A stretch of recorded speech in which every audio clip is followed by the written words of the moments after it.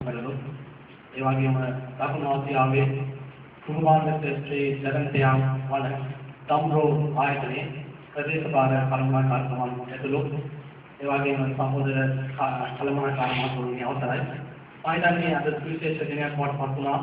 මේ ප්‍රදේශයේ පැමිණිලා අමුල් ප්‍රතිස්ථානයේ උත්සව ශාලාවේදී අපේ ධනාත්මක චින්තනය ඇති කරන්නට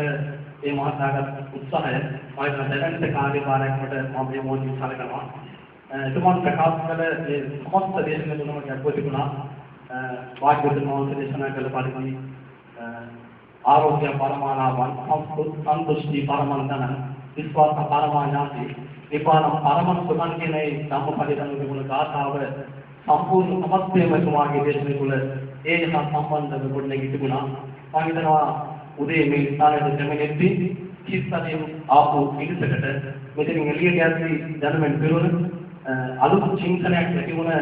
නවකීන් වශයෙන් ප්‍රදර්ශනකාර කරගෙන ගියලා සුවිශේෂ කාර්යභාරයක් කිරීමේ ශක්තිතාවය ගොඩනැගී තිබෙන බව මට පුලින් විශ්වාසයි. ඒ නිසා මේ වන විට ශ්‍රී ලංකාවේ පමණක් නෙවෙයි දකුණු ආසියාවේම ගෘහභාණ්ඩ ක්ෂේත්‍රයේ පමණක් නෙවෙයි අපි දැන් විදුලි උපාධිය ඉලෙක්ට්‍රොනික අතින් අනාගතයේදී හැකි මොනේ ප්‍රමුඛයාවට පත්වෙමින් යන මොහොතේ ඒ දැනට කාර්යභාරය ඉටු කිරීමට අපට නව අදහස් ලබා දීම පිළිබඳව සම්පත්දායක මහත්මයාට මගේ ගෞරවනීය ස්තුති කරනවා. එහෙමනම්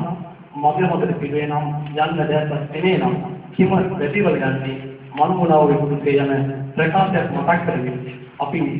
අද දිනේ සිට ලබාගත්තේ අදහස් වලින් සුවිශේෂ කාර්යභාරයක් අපේ ආයතන ඉෂ්ටකර